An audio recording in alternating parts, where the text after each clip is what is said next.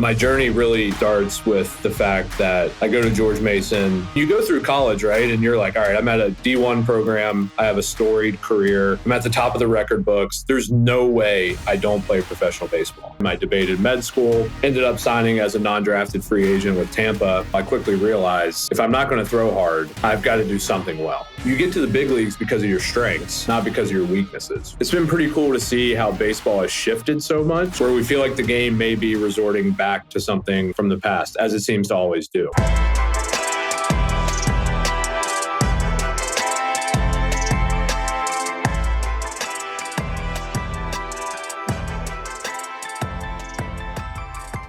All right, Tyler Zombro, thanks for coming on the podcast.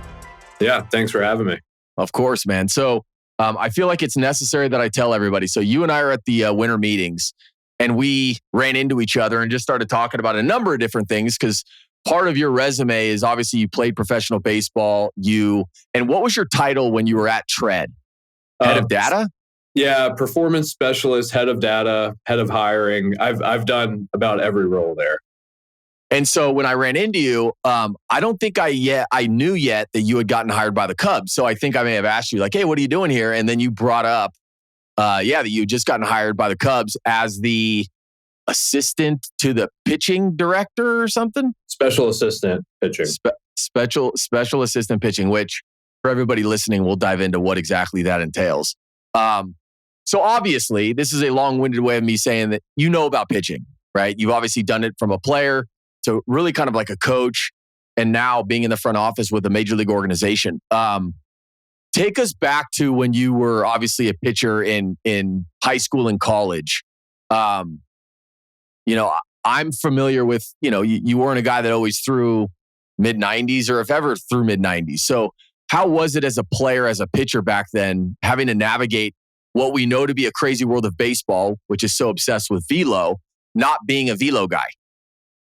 Yeah, for sure. I think I'm a pretty big testament to getting slapped in the face by not having velo. My journey really starts with the fact that I go to George Mason. So I was a pre-med major, was working full-time while I was in school, and then had a great career through 350 innings and had probably a 3 ERA, hold a lot of records. And you go through college, right? And you're like, all right, I'm at a D1 program. I have a storied career. I'm at the top of the record books. There's no way I don't play professional baseball. And 40 rounds go by and I'm not playing professional baseball. And then, of course, I've had a whirlwind since where I was working full time. I debated med school, ended up signing as a non-drafted free agent with Tampa. And then, of course, as you get into pro ball, I quickly realized if I'm not going to throw hard, I've got to do something well. And I think that's where I really just leaned on the fact of like, you get to the big leagues because of your strengths, not because of your weaknesses. And tapped into some ball flight data, improved some secondary stuff, commanded the ball really well, found my path to AAA, never debuted, but it's been pretty cool to see how baseball has shifted so much in terms of the velocity continuum. But I actually think we're starting to resort back to the guys who have 4, 5, 6 pitches that they command at will. So it's been fascinating to see it amongst my own career and now kind of where we feel like the game may be resorting back to something, from the past, as it seems to always do. So do you think it was the fact that you were obviously a pitcher with the Rays, being with that organization, that introduced you to this idea of really studying data? Or is that more about kind of who you were as just your interest level and you doing it yourself? Yeah, definitely a combo. So I was interested I've always been data, numbers, science, math. That's my thing. But in Tampa, you see how good Tampa is at acquiring players. And anybody who's been in their system will tell you when and if you are acquired by the Tampa Bay Rays, the message is, hey, this is what you are really good at. And we want you to do this. And this is why we value you. And they push you down that avenue. It's not, hey man, your changeup's your 4th pitch and we need to improve it a little bit. It's no, what are your 2 to 3 really positive attributes and run with that. So with me, I knew that having a less than 3% walk rate was going to be hypercritical. Never walk people. And then basically how much and how am I able to manipulate the breaking ball in space to generate more whiffs. So that's where I took it, because I knew that the inflection point of me going from averaging 89 to 91 wasn't really going to move the needle. But if I could develop some sort of form of secondaries to generate more whiffs, I knew I could do it. And the slider ended up being that pitch for me. Did you, at any point put yourself on like a velo program saying like, all right, I can do this. I can figure this out, almost like muscle through it a little bit? Yeah, no doubt. I fought that so many times. And don't get me wrong, I think over the course of my career, pre-injuries, like the average velo went from like 88 to 89 to 90, which was great. Like those couple miles an hour definitely matter. But for me to be above average for major league velocity, that would have required like 4 more miles an hour. Right. So I think really in 2020, 2021, going into like my second big league camp, I'm like, all right, if I only have so much training economy in a given day, am I better allocated to spend that towards trying to gain a half mile an hour? Or what if I gain 2.5 more inches on the slider? Right. And so that was like the debate in my head. And ultimately, it made way more sense to go after pitch shapes, just because the diminished return on velocity is, once you get to a certain age and certain maturity level, like you're going to spend a lot of time trying to extract 1 more mile an hour. So for me, that became doubling down on command and pitch design. All right. So thinking about the type of pitcher that you were back then, obviously, you clearly thought through how you can be the best version of yourself. Do you think that was a raised thing, or was that just kind of who you were? I would say that was a raised thing, because you knew your path to the big leagues had to be very unique to what you looked like. It could be done in many ways, shapes, and forms, right? Like you see guys you see a Pete Fairbanks who goes short arm action, high slot, throwing 100. You see a guy like Kevin Kelly from the Guardians who's averaging 90, who's more of a sidearm subby guy. So you really just have to stick to what your identity is. Now, I think I doubled down on that in pro ball, but all through my childhood too. Like, my dad played, my grandfather played professionally. It was like, get ahead, throw strikes, compete, that type of mindset. So it was like a pitchability front. And that became my identity in pro ball. So I essentially had to double down on that fact and realize that I wasn't going to be somebody overnight who I wasn't. Yeah, I think your story is an interesting one because, and you may be familiar with this guy. Do you know who Keone Durin is, the assistant hitting coach with the Kansas City Royals? No? I do not. Similar, I guess, career that you had, but on the hitting side. And one of the things that I said to him in the podcast that I just done with him is, it's interesting seeing guys like you in these kind of coaching or like front office roles, because I think you guys now have this like really interesting perspective that wouldn't exist if you just would have like got a shot in the big leagues. And then, like you're somebody who has this story, right? And yours is a completely different one than his, but you still have this story of like grinding through the minor leagues, man. Like you weren't drafted. Like you signed for just a little bit of money. So many other players and kids that you're working with, like they've had it, not to say it's easy, because it's never easy, but they've had things given to them in a manner that's been a little bit different than you. And so I feel like it's nice to have people who have gone through some of the challenges that you've gone through in the front office, because it does allow you to work with certain players in a way where you have grace for what they're going through, right? Yeah. Yep, absolutely. That's like, I can share this because it's public, but like I think about with the Cubs, our 2 latest kind of big market free agency spiels on the pitching side were with Jeff Hoffman and Tanner Scott, right? And I think they both have incredible stories in past, because Jeff Hoffman, by all intents and purposes, was a failed starter. Like career was essentially dwindling in Colorado. And to your point, first rounder, high upside, got paid, took him some failure to probably reassess, say, what do I need to do to change my arsenal? Started to lose a little bit of velo, so got that back. And similar with Tanner Scott, like has had command issues in the past. And so I think exactly to your points, being a guy who had to grind his way through the minor leagues and do things a little bit differently to have any form of success, a lot of times the Jeff Hoffmans of the world don't experience failure for the first time in pro ball until they're 6, 7, 8 years in. Yeah. And I think being able, exactly to your point, to cope with them in a way to realize that although things may feel like it's one step backwards, maybe in the grand scheme of their career, it's 2 steps forward. That can be said for injuries, for on-field failure, for a velocity decline, stuff decline. But yeah, I 100% agree. I think you need somebody who had a non-linear baseball playing career path because you understand the highs and the lows versus, like the Hall of Famers, right? Everybody talks about how they can't relate to Barry Bonds in the box. Right. And imagine Barry giving somebody hitting advice, which, by the way, this guy was a hitting coach for the Miami Marlins. But imagine him being like, hey, man, just like spit on the changeup. Like, just don't swing at it. Or hey, turn around on that. But like, hey, man, it's not that easy for me, right? It's a little bit different. So somebody in a front office in your capacity who, again, has gone through what you've gone through, I think is certainly a good thing for all of baseball. But I do want to talk about kind of your nonlinear journey as a player real fast if we can. So you obviously don't get drafted, but you sign with the Tampa Rays, right? You ended up getting up to AAA. There's an incident that happens, obviously, when you were in AAA where you got hit in the head by a fastball or by a comebacker that I think was like clocked at like 104, if I'm not mistaken, right? Yeah. Yep.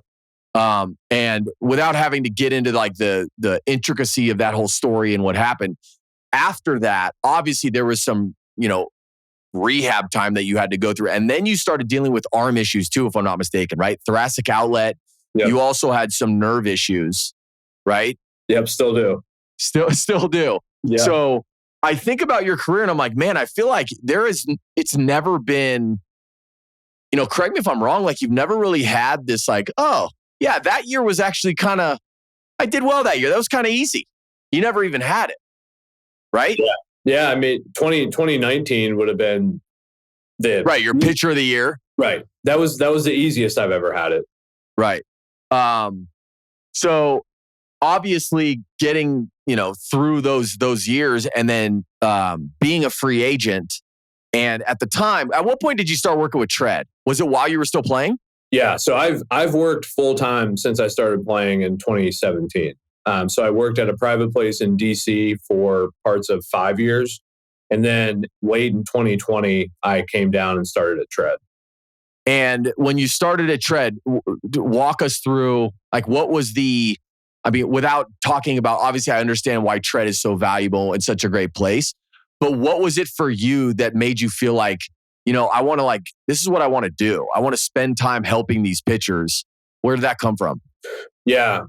So I think that actually goes back to DC. So I worked at a place called Research and Development Baseball there. Tons of really high-level high school kids in the DC area, a lot of college guys, few pros.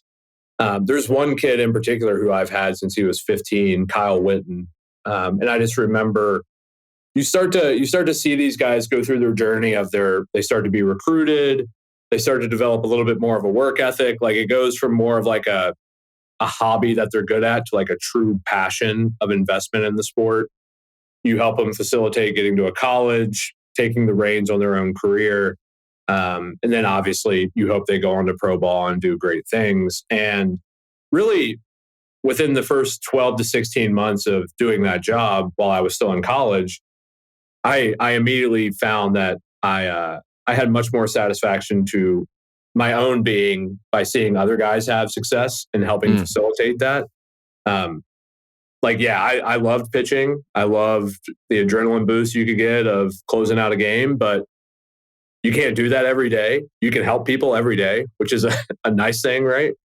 And I just quickly learned that ultimately, relative to the pro population, my physical abilities weren't as strong as theirs, but my mental side was. And I could use that to help empower people. So as soon as I started getting the satisfaction of seeing guys grow in their career and accomplish some of their goals, I immediately knew that whether that was going to be on field, front office, whatever it might be, that was going to be my long-term path. And so at Tread, help us understand, if you had a kid come in for the first time, like what do they expect to experience? I know there's a ton of people that you work with, a bunch of different options, but I guess give us like a hypothetical example of a guy who's in pro ball who goes there and he's like, hey man, look, I need to add velo. I need to clean up my mechanics, help me be a better pitcher. Yeah. How does that look? Yeah. So I would say first and foremost, you have to assess where they're at and what the time looks like. Time, I think this is one thing that we've really done a poor job of in the baseball private development space, is analyzing time appropriately. And I'm super grateful to have seen this from the ultra talented high school kid who's up to 97 or 98, their junior year of high school. And I've seen it on the 34-year-old major league free agent who's about to bank 20 plus million a year. Is you have to assess what does time look like for this guy, right? And I know this is something you're passionate about with youth baseball and helping kids kind of find a path. Is I reflect a lot of throwing a max effort bullpen at Tread on like December 10th really never has context, right? Like it's not getting ready for the spring season. We're too far away. The fall season should be over. It should probably be like an off ramp or on ramp time. But just assessing those time periods of where a guy's at. So to answer your question, if a guy is condensed on time, meaning he's an older minor leaguer, maybe only has 1 year left, maybe he's on the chopping block, you have to say, what's going to be my immediate bang for our buck? I typically bucket that as velo, command, or stuff. And so within that, I'll say what's our biggest hurdle here. With Tanner Scott, it was command. With a guy like Cole Reagans, it was velo. With a guy like Brock Stewart, it was velo and stuff.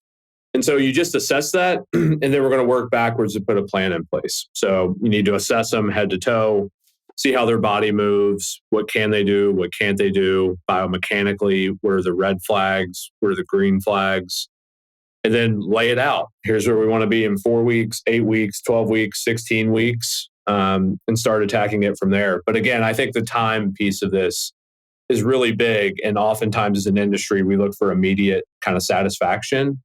And I think that's wrong because you lose sight of the bigger picture. But anytime you get a new guy, you have to assess it with a time window and consideration. All right. So think about it. If a guy comes to you, beginning of the offseason, say it's, a minor league guy, he's coming to you in October and he's saying, hey, look, I'm going to give you all offseason, right? I live in Charlotte. I'm going to come as often as you need me to. I feel like that's a pretty decent amount of time that this guy's willing to give you. What can he expect? And I know on some level, this is all subjective. It's based on how his body moves and what his strengths and weaknesses are. But do you ever get guys that ask you that question? Like, what can I expect come, January? Yeah. Yep, for sure. And we always get that question with velocity, right? Like, right. For me on the private side, Cole Reagans has been the biggest blessing and curse because he added like 6 miles an hour, but everybody thinks they're going to add 6 now. And it's like, it's not that easy. So I think it's a combination of how many anatomical deficiencies do you have, mobility wise, soft tissue wise, injury history. There's a lot of things to consider. And typically the more flaws you have, the more upside opportunity you have. Which is a good thing in a lot of cases. So I'll use an example of Jeremy Walker. Came in this offseason, exactly to your point, came in October, was like, I'm going to give you as much time as you need with me every day. I'm going to drive down and let's see what we got. So he was coming off of a grade 2 oblique early in the year. He had been pitching in Mexico. So his spine wasn't laterally flexing. We had a lot of issues from basically lack of therapy, lack of treatment. And so the first, let's call it 4 weeks of the offseason, it was just therapeutic throwing, like no mechanical focus. And let's work with our PT Chiro, free you up with your spine, get you moving better, and then we'll progress. So you knock out those 4 weeks, he's moving better. Then we start some mechanical patterning with plyo work. He's feeling good, doesn't have irritation in that left oblique. Then you start adding intensity to those new patterns. And then you look up and you're 12 to 16 weeks in and he's up 4 miles an hour. So that's that's like a really good example of get the body right, introduce a little bit of a new pattern, add intensity to the pattern, and then go from there. So I think you really have to block it out like that. Scott Barlow is another good example of a guy whose velo is going to be back. But these guys oftentimes, as you know, working with a lot of them, it's like, no, like I want to go there this week. I'm going to solve it. I'm going to fix it. I'm going to get 3 miles an hour and I'm going to go home. Mm-hmm. And I wish it was that easy, but you really need to lay out time for, okay, body, pattern, intensity. And I think that's what you look at. So, majority of the guys, if you've got some injury stuff that's lingered and you fought through a lot during a season, we'll get you back 2 to 3 miles an hour. For somebody who maybe has been really healthy and has tried everything under the sun, maybe you get 1 mile an hour. So it varies case to case for sure, but it just depends on how much you have to do cleaning up between the body, the patterning, and how that contributes to velo. I feel like, listening to you talk about this, it's no surprise why Tread is so successful. I'm trying to compare what you guys do there with really like the ambition of a front office in spring training when they get players. Like, what do you think if you compare the two, right? Like you're getting a guy for the offseason at Tread, but with the Cubs, you guys are getting these guys for the season. How do you take a player who has some good things going on in the offseason and have it continue during the season? And I know you're just getting started with the Cubs this year, but as a player, like what did you experience from organizations and maybe where there's some deficiencies? Yeah. So I definitely think that when you're at the lower levels in particular, so I'll exclude AAA and the big leagues here, but I think way too many times we've looked at the minor leagues as like a performance window. Like you need to go perform, you need to go pitch well, you need to have a good ERA, kind of whatever that means. And a lot of guys lose sight of their long-term developmental goals. And you get caught in the midst of that, you're not going to be in a good spot. I think the best organizations, regardless of what level you're at, remind you of what your path looks like to be a major leaguer. And I think exactly to your point, whether that's an immediate fix, such as usage, or maybe it's an immediate mechanical tweak that could elicit velocity. But for a younger guy, maybe it's part of a larger 12 to 18 month plan of him gaining some velo, gaining weight, gaining strength, whatever. And so I think the good organizations are really focused on, I know you may be 19, but our vision is what you look like when you're 22. It's not about getting you to the big leagues as fast as possible. It's about the best version of you at 22. And then, of course, on the other side of this, looking at older NRI guys, like that's a lot of immediate pitch usage flips, things where you can get an immediate return on value. So younger guys, you have to still look at it long-term. Don't get caught up in performance. Mm-hmm. Older guys, you're probably looking at a couple more of the quick fixes to spike performance. Yeah, and I think organizations have the best of intentions, right? I really do. I think everybody who's in a front office, like you're doing that for a reason. You want to help players ultimately be a better version of themselves. I think that across the board. I think what happens though, and maybe this is where like things just start speeding up on these organizations, is there's a lot of guys and you're being forced to look at all of these different players and everybody has these needs. And obviously you got to rank the priority. Like, all right, we gave this guy a ton of money, right? He was our first rounder last year. We need to make sure that we're giving him what he needs to continue to succeed and excel. But then there's these other guys that are like, mid-range guys, you're not really sure what they're going to do. And so you kind of like leave them off to the side. You want to help them, right? You want to give them some time. But I think it's a challenge that a lot of these teams have in the minor leagues where it's like, to no fault of their own, that's just the nature of it. Yeah. Right? I would agree with that. And I will say that me working on the private side has always flipped my mind in that. Obviously, the private side's different because the players pay you, whereas on the pro side, the team pays you. But I've looked at it on the private side for forever as no matter where you're at in your career or what the future looks like we have to maximize your value. No matter what. I always say maximize your asset value, maximize your earning potential. And that's the goal for everybody, regardless of how big or small that is. If that's like, the college senior sign who's 90-92, but you tick him up to 2 to 4 and he develops a better breaking ball, maybe he becomes a 4A guy. Maybe he goes over to Asia and makes money. Like, I think I view all those things as wins in my head. So that never allows me personally to lose sight of any minor leaguer. But I think to your point, historically, organizations have done a pretty bad job of not trying to win on those margins and maximize each guy. Because truth be told, the inning filler in A-ball is just as important as, your first round prospect, because they work in synergy, right? Like one kind of protects the other, one should push the other to get better. So I'll never lose sight of that. But I do agree to your point that it feels like a lot of those guys who slip through the cracks typically have to take control of their own career. I'm actually glad that you brought up Tanner Scott. Not a lot of people know, you helped help Tanner make some adjustments. You can go back and look at his career. He wasn't always this back-end bullpen guy, right? He's always thrown hard. But early on, a little erratic, couldn't locate. Yeah, you certainly helped, him turn into a version of who he is right now. So I just think the more major league organizations that can do that, it's going to be, good for everybody. Yeah, for sure. I'm glad you're rubbing salt in the wound, referencing Banda with the Dodgers, Tanner with the Dodgers. I didn't say Banda. You did. That is who I was talking about. I know exactly where you're going. So this is something Tommy Hotovy, our big league pitching coach, and Casey Jacobson, the assistant, we talk a lot about. Is I'm the one that gets on the free agency Zoom calls, and more times than not, I've identified something in the player that I've liked, whether that was 2, 3, 4, 5, 6 years ago. I'll have all their biomech data, all their ball flight data. I'll talk through exactly what changes we'd be looking to make, the usages, obviously the patterning standpoint if we need to change something mechanically. And we'll lay out the developmental plan right there. And I think exactly to your point, it creates great synergy so that when or if those guys sign, they know exactly what we're doing to maximize their value. And my hope and ambition is that everybody who goes to camp, they're going to see, hey, Ben Heller has this very detailed plan of how he's going to get better and what he's going to do.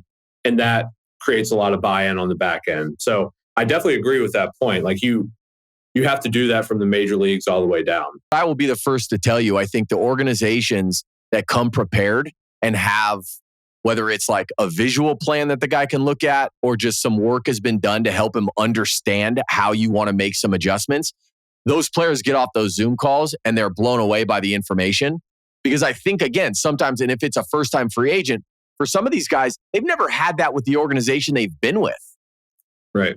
And so taking that to then this amateur, this high school kid or college kid who's thinking about pro ball, the more that these teams do work like that to help these players understand how we can make these adjustments and improve, I just think you're going to take that information as a player. Because one of the things, Tyler, that you brought up on podcasts before, which I actually think is a great point, and as an agent, I've always criticized teams for this, is it is so difficult to get a team to be completely transparent with the player, right?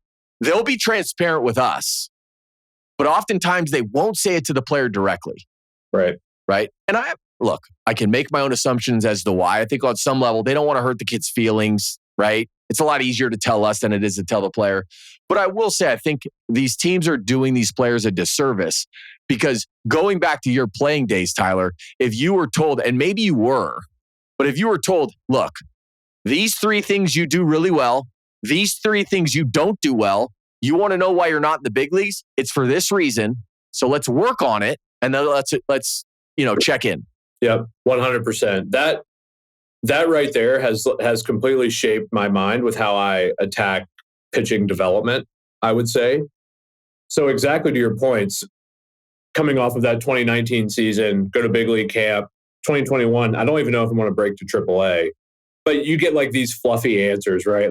You were reliever of the year. Yeah. And you're keep doing what you're doing. Yeah, exactly. And it's well, no, man. As of right now, I'm not in the ATS site and I'm not going to AAA. So what does that look like? And it's good timing on your part of saying a lot of this, because I've dealt with it over the last couple of weeks with a few NRI guys. Is there are some really fun projects out there who I think I've identified as we could add this specific breaking ball. We could do this with a fastball shape. This is how we get you in zone more.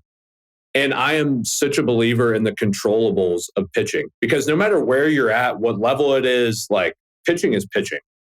I've said this numerous times. You could be pitching in Mesa. You could be pitching in Wrigley. You could be pitching in Des Moines. You could be pitching in the Sahara Desert. Like, if you have a TrackMan, we will have the data needed to project success. Velo shapes, are you end zone? That's pitching. And I sit here as these guys have reached out to me about working with myself or the Cubs, and they're choosing other organizations because of a AAA guarantee or opportunity to make the big league team out of camp. And I'm like, dude, listen, I'm not going to fluff you on that, nor lie about it. Like, if you're not on the roster right now, I doubt that you'll make it. And I can't promise you a AAA job. And these are guys who have like a handful of AAA innings in their career. But it's like the controllables of what you need to do developmentally, you can go do at any field in America. Like, right.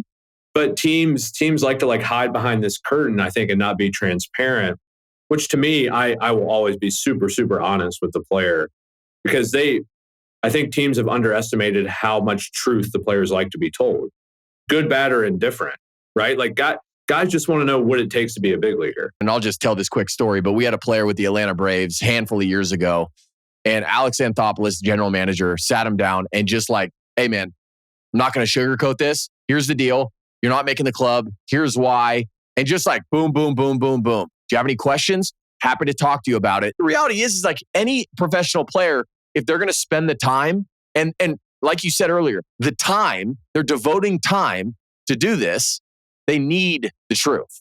And I know it may seem hard if guys are super far away from the big leagues, but I think as you break it down a bit to give them, again, a month from now goal, 2 months, 3 months, 12 months, whatever that might be. And not everybody's going to be a major league all-star. That's just the reality of the game of baseball. But if you're the guy who is on no prospect list, you're a UDFA, like, you should take pride in the fact that getting to your 90th percentile outcome and being a 4A up and down guy, like, that's a win. And to me, that's a developmental win for an organization. Right. All right. So I have a question. If you were talking to a big league free agent right now, what would you tell them that they need to think about when making a decision on what organization to sign with? And assume everything is considered equal. Assume everybody's offering the same thing. What are the things that you think that player needs to really think about? I've had a couple of these recently of some guys who I really, really like for traits that I've identified. So for me, that's like nerding out about supinators, because the spin efficiency on the fastball is like 80%. Velo capacity, I can give them a sweeper and a downer breaking ball shape. So that's more like the technical stuff. But the one thing I will say, there's one player in particular who I won't name that I've talked to a lot, and he's been around a bunch. Obviously, you want to look at opportunity, but at the same point in time, we have to remember that you want to be the best major league version of yourself. And then career earnings kind of comes after that. I reference this a lot. I'll use Banda as an example. Nobody would have thought, like, if you were working as an agent last year and you were like, I have this lefty who was a huge prospect. He's gone through some injury stuff. He's refound some velocity. I think he's back to being a major league caliber pitcher. Like, I want him to sign with the Los Angeles Dodgers. I feel like 90% of the population would be like, dude, what are you doing? Like, he's not going to be in the big leagues. But look up, and here we are, right? Like, you control what you can control and develop yourself accordingly. The opportunity takes care of itself. And so I think going to where you are going to find the best version of yourself as a player with the developmental paths that have been laid out to you by organizations. And if they haven't laid out that path, run away. Right. I think you have to do that and remove a lot of the situation. And I just thought about that. But Banda is like a great example to me of that. I mean, how many times do you see guys go to like a Dodgers? Like, we're all complaining about how much money they're spending. I'm salty too. Don't get me wrong. But we're going to look up and there's going to be some NRI guy throwing the 8th inning for them in August. Like, it's just going to happen. And I think remembering that as a major league free agent or a minor league free agent is really, really important. What do you think is important? And let's take it now to like the amateur kid.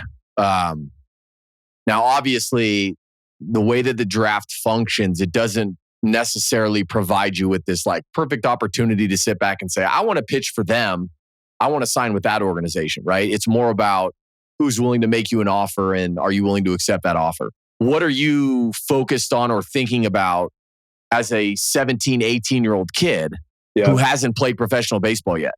That's a really good question. And this is something I know even with Chicago's amateur scouting director, we've started to talk about.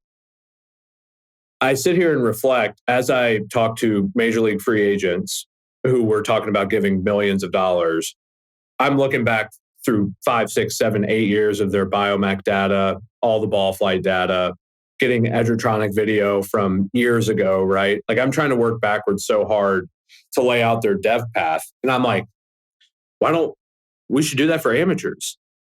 Like, why wouldn't we? In fact, I would argue it's more important because you have a longer runway with those guys. If I was an amateur player right now who had value, I would definitely, I mean, I wouldn't want to make myself seem like Juan Soto, but I'd be like, what does your pitching department want to do with me? Like, what's your vision of me as a major leaguer? And walk through that. Find out what developmental tools they have. What do they use? How's it implemented? How's it communicated? And see if you feel good about the path that they'd have you on 4 or 5 years from now. Because I think exactly to your point, and I don't know the intricacies of exactly how this looks like in the amateur world, but I'm just thinking from an ROI perspective, would I rather take $200K with the Los Angeles Dodgers or take $300K with the Chicago White Sox?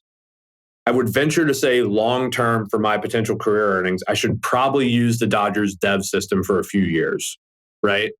And I know it probably seems so far away from these kids kind of with where they're at of, I just want to get drafted, get paid, get to the major leagues. But I think you really need to factor in what that development group looks like and their path for you. And I think that's worth sacrificing a little bit of opportunity or money on the front end.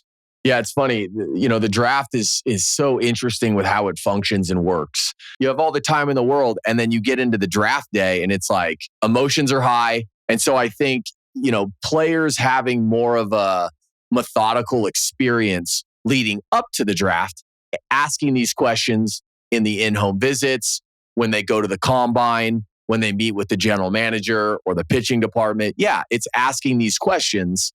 Walk me through what my plan would be. They may not walk you through the next 5 years of what your plan is going to be. More than likely, they won't. But you'll at least get an understanding of like, oh, but you guys have a plan for players. You need to gather this information, and then I can expect a plan, and you'll at least get something out of that interaction above and beyond just take me. And yeah, it sounds good. I'm excited. So I had Kurt Suzuki on the podcast, and he told this great story about Johnny Gomes. Or Josh Donaldson, sorry. And the whole idea was being open-minded, right?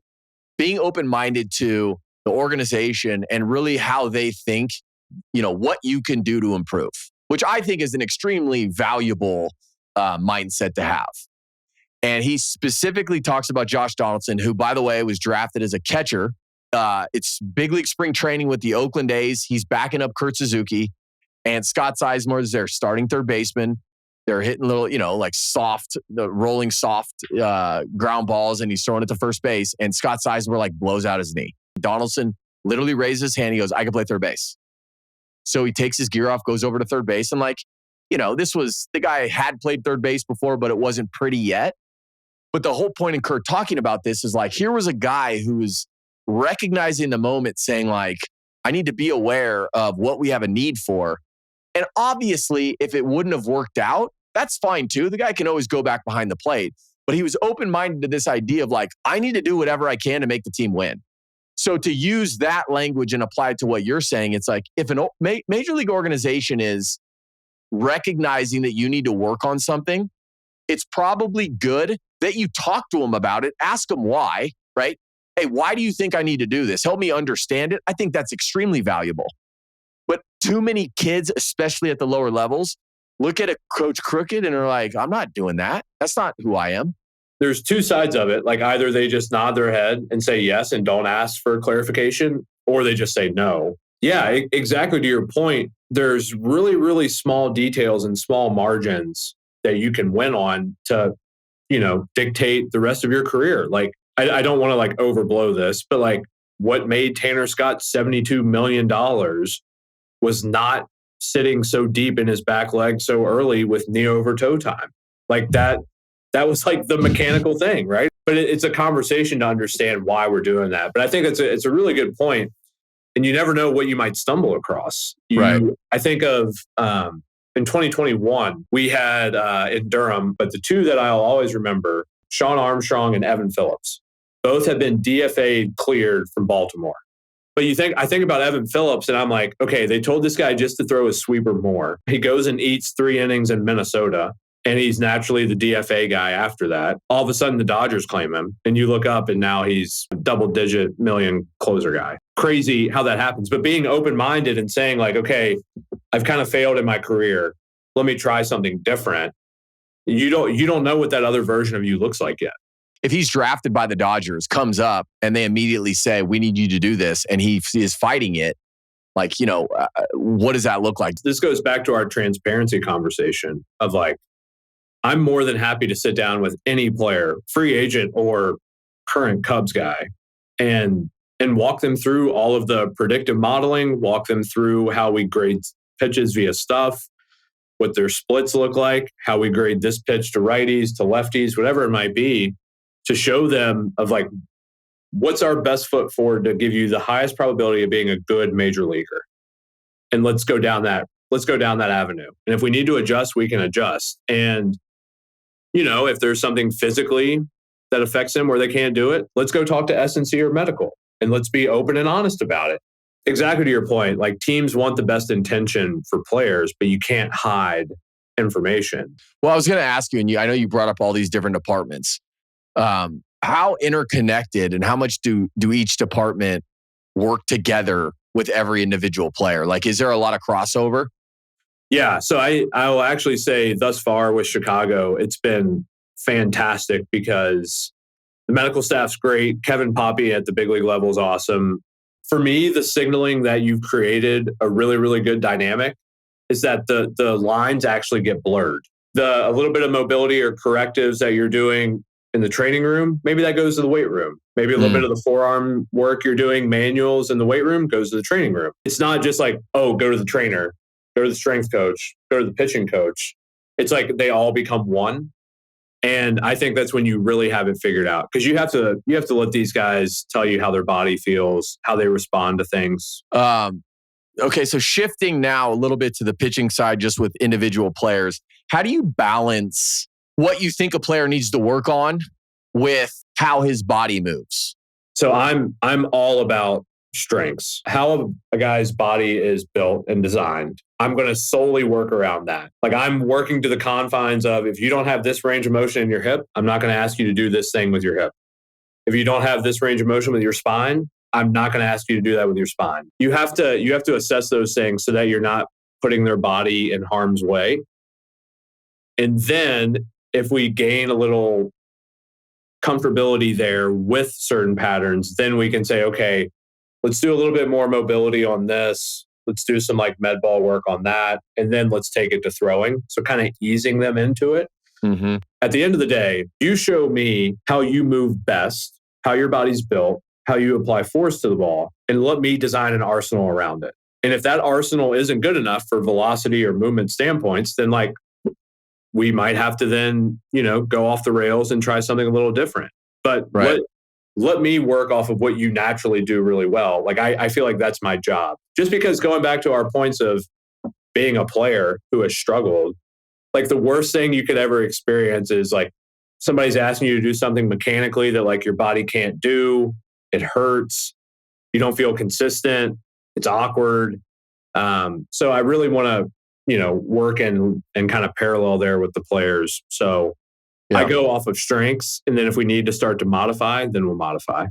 So for the parent who has a 14-year-old kid and they're listening and they just heard you say supinator and pronator, help them understand what you're referring to and why you prefer supinators.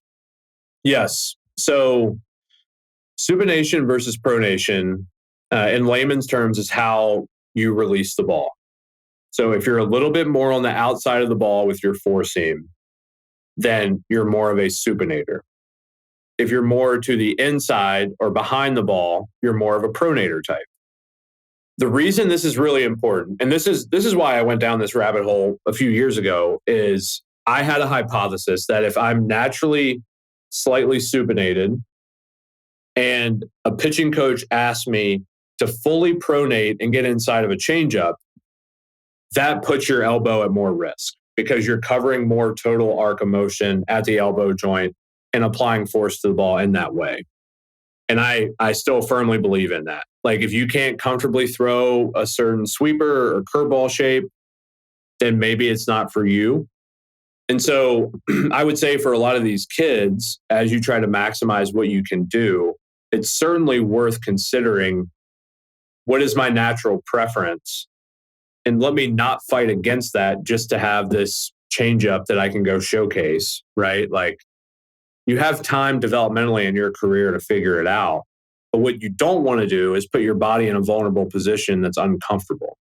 So that's the basis of supination, pronation. The reason I like supination more is if you are slightly around the ball with slight cut, you can use seams to dictate movement.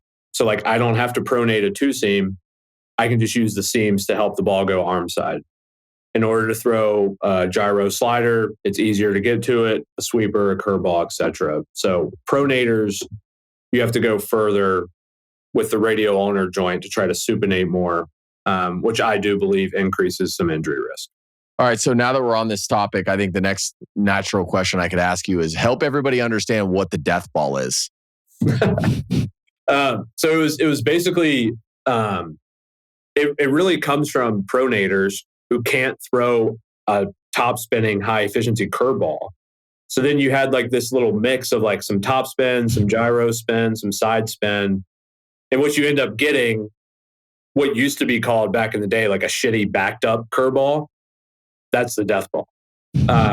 So like everybody jokes, especially to me, they're like, dude, you're just like teaching backed up sliders. And I'm like, yeah, because they have like a 50% whiff rate in the big leagues. Like nobody hits a good backed up slider, right? So that's where the death ball came from. So it has like no glove side movement. It's literally just straight down. It looks like it backs up. The spin is more gyro, so you can't really see the top spin on it. Yeah. But yeah, a unique pitch that like not a lot of guys threw.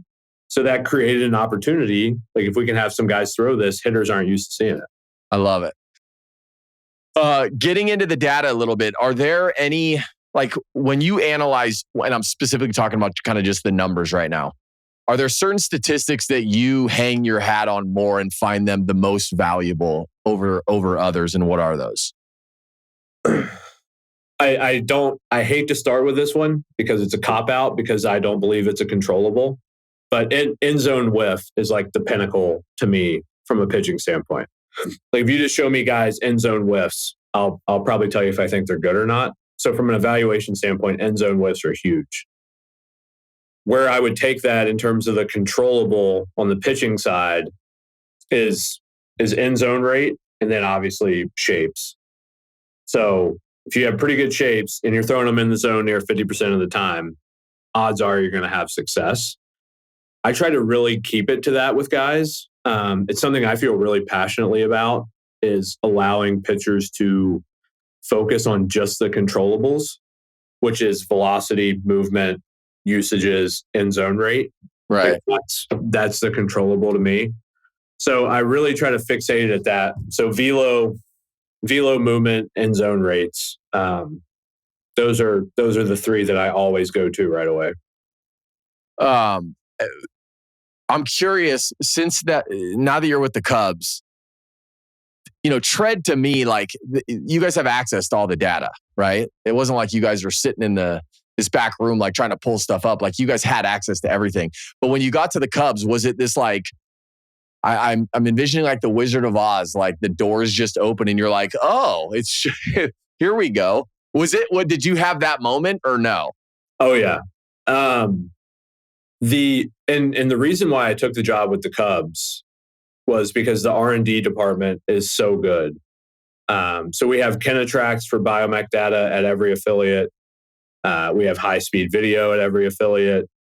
There's a lot of things that I had previously believed at a lot of this Supination Pronation talk to where we actually have some biomech data that can validate things, that can help me with designing guys' arsenals, that can, I think, ascend guys in their careers and give us a better path putting them down developmentally. So as soon as I got exposed to the array of data that we had and the analysts that we had, I was like, holy cow. So all this stuff of like, just think of whatever you're interested in, whatever people's hobbies are. Like you draw all these hypotheses in your head, right? And you try to test them on your own, but maybe you don't have the exact resources. For me, it was that. And then it opened up this massive array of data to validate. So it was a huge moment for me when I started reading into that. Did you spend way too much time just going down rabbit holes with it? Oh yeah, I still am. Like I'm still only a couple months into this thing, but I think the fun part of this is as we look at acquisition, I'm doing my homework on guys now. Right. And like, I'm like, hey man, this is the exact reason we're acquiring you. I'll show you the exact biomech data as to what I really like about you. I'll show you ball flight data, what I really like about you. I'll compare you to XYZ player. So I'm able to take that data and show it to guys and say like, this is why we like you. This is what we'll do. And this is how you get to the best version of yourself. So I'm down those rabbit holes every day. I love it, man. I'm so excited. I feel like the next handful of years are going to be super exciting in Chicago. On the north side, I should say. Yeah, I hope so. I mean, we've got a lot of really good players and a lot of good talent. I know it's hard to consolidate WAR in a lot of ways. Like, yeah, I certainly felt that at the winter meetings this year as we tried to figure out how to consolidate it in the outfield, and you realize you have to really pay up for like a Kyle Tucker type. Mm-hmm. But yeah, there's a lot of good players, and I'm so excited to use the data from the pitching side to see how we can extract as much value as possible out of each and every guy. I'm going to take a lot of pride and joy in seeing, like, whether it's big leagues, AAA, AA. You know, I feel like the antagonist where we talk a lot about opt-outs with the NRI guys. Yeah. I'm like, heck, like, they're a win-win to me. Like, if we make them better and then go get on another major league roster, that's a win in my eyes, right? And like, if for some reason no other team wants them, but they're doing really well, and we don't add them to the roster, that must mean we're doing really well. So, right. Like, I think all those cases across the board, from the DSL to the big leagues, if you can win on the edges and improve development heavily through utilizing data like we can, that excites me. All right, last question I have for you. What do you think the right age is for a player to start throwing a breaking ball? So I recently, Alan Jaeger asked me to do a podcast with him. And it was kind of like on the fly. Somebody asked me about pronation, supination bias. And I filmed this video at Tread like a few months ago. I genuinely don't think that you should worry about a breaking ball shape until you're like 17. I just believe you're going through so many anatomical changes, like growth plates, anatomical age, lever length, all those things, right? Like, you see it, I'm sure. Yeah. Kids from age 15 to 18 look like different human beings. And can you throw like whatever slider's comfortable to you? Yeah, for sure. Gain comfortability with like being a little slightly more outside of the ball and whatever. But I think, trying to master like a sweeper shape or a curveball shape anytime before you're 17 or 18 is pretty pointless, because the body's changing so much. And ultimately, what I don't want to do is, let's say you have a kid who can naturally be a really high slot velo guy. Let's say you have like the next iteration of a Fairbanks. When you're 17 or 18, you're like, I want to throw this sweeper. and you look up and now your slot has dropped a foot to try to help the ball move more right to left. Right. And now you've changed the identity of who the kid is as a mover. And you want that mover to be as organic and as athletic as they can possibly be for as long as they can do it. And I'm sure Banda probably has a lot of this as well. Is you then look up as guys get to 33, 34, and half the time, what are we saying? Oh, we need to get you back to how you moved when you were 18. Yeah. You know?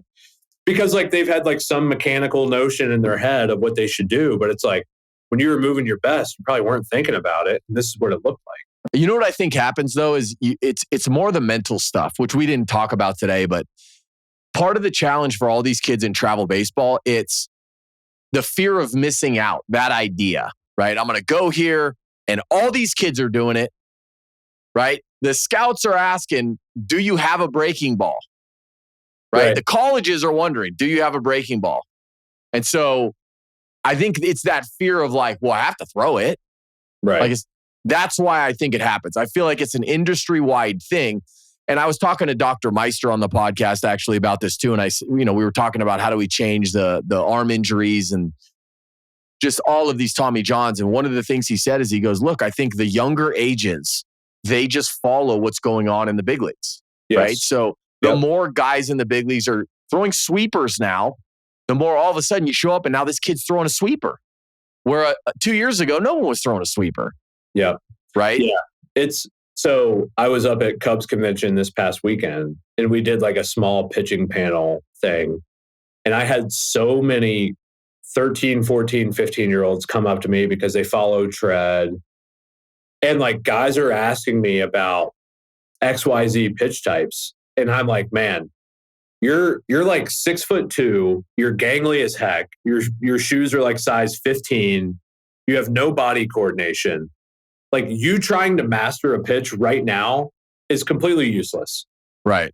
There's no way you're going to look like you look right now in 6 months, much less 4 or 5 years. And I think also probably what like parents don't realize in a lot of ways is, and I can say this confidently now with me being so heavy in acquisition, is like give me the young kid who just moves really well, has good velo capacity, and like we can add a secondary. Like secondaries are the easiest thing to add in the world.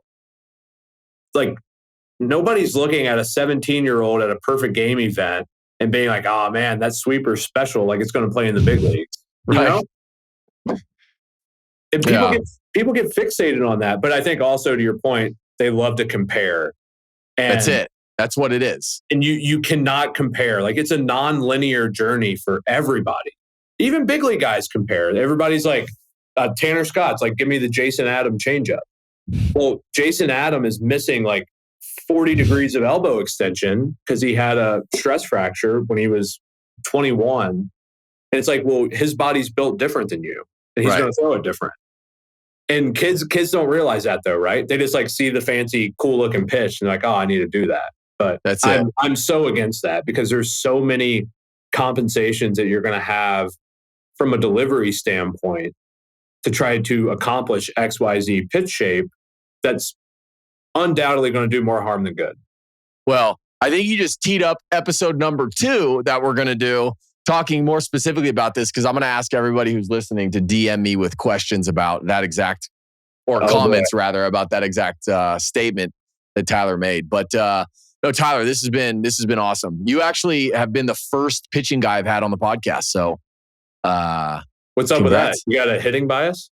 No, you know what's funny is I feel like I just all of the different people that I was interacting with, I didn't even realize it in real time. I was looking back on it, I'm like, wait a second, I haven't had any of these pitching guys on.